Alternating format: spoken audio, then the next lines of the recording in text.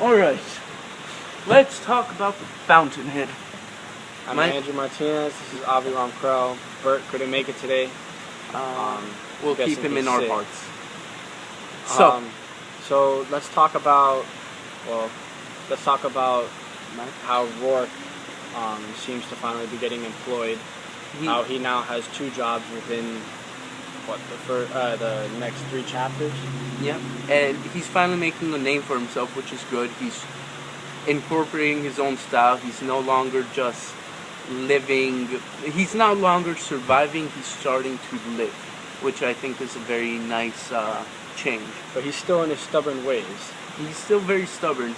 We have 3 main characters who show signs of being basically very well adapted to their jobs. I'm not sure if Austin Heller is technically a genius at what he does, but we have Heller, Mike, and Rourke.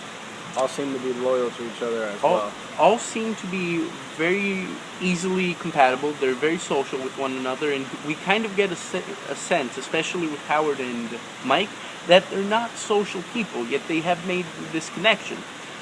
This is because they share this love of their work. Heller has been able to do what he does because he's very open-minded, and he chooses from different aspects of architecture. So they all know what they're doing, and they do it well. Now, what do you think about Keating? I'm sorry, not Keating. Rourke being hired by Sanford. Back to his stubbornness. Rourke being hired by Sanford, and then ultimately building the house that he wants, that more modern structure that he likes, and Sanford's wife and Sanford himself both objecting to it and not even choosing to live in it. That's an important aspect. We see architecture is an art that has 2 aspects. It has the artistry and the fact that you're making a home. Rourke is focusing on the artistry part, and we're seeing that this is a mistake because you can build the most beautiful house in the world, but if no one wants to live in it, you haven't done your job. Yeah. Well, I mean, from Rourke's standpoint, kind of, because, I mean, I guess in his own sense, he feels that he's always right. He blames once again the stubbornness. So he in my opinion, he's looking at the people. Well, I guess he's looking at Sanford, kind of thinking, well, you don't know what you're talking about. I'm the architect. He blames the clients, and while you can kind of get a sense that, especially the author believes that Rourke is in the right, it's like a good artist can't do that. A good artist has to work with his clients to create something that everyone likes. Because of Howard's inability to adapt, we're finding his sense of artistry.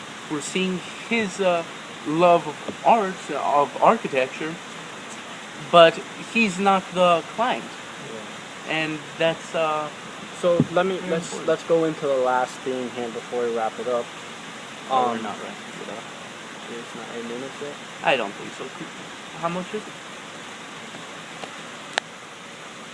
3:53. Sorry, no, we still have a couple more minutes left.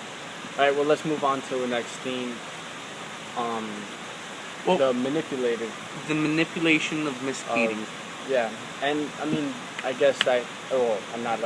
know it relates to, us and kids. Especially people here at Gulliver, because most people here find a lot of pressure from their parents to continue on with business. And most of them have to become the doctors or the businessmen, even if they're not interested. The inspired artists that they want to be or whatever. We saw this in a lesser level or greater, depending on your point of view, with Keating, because she ultimately picked his path of life. He wanted to be an artist, and she picked architecture, which is one of the art forms. She didn't pick doctor, but you're right. She has chosen the career that she wants, not the one that But not he only would that be best. too, but I mean his companion and his who he could have His mentor. He could have I mean, started a study or worked with Falcon, and Falcon is this backstabbing guy who might be great for Keating's career,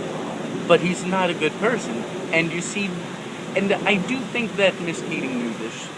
She knew that she was choosing between his business and his morality. And she chose business because that's the type of personality that she has.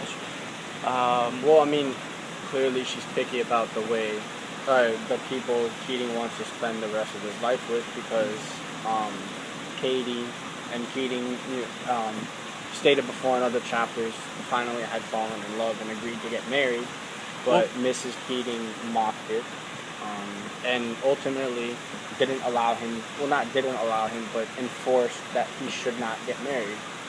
Which in the end of the chapter, they both realized that they probably missed out on their best opportunity.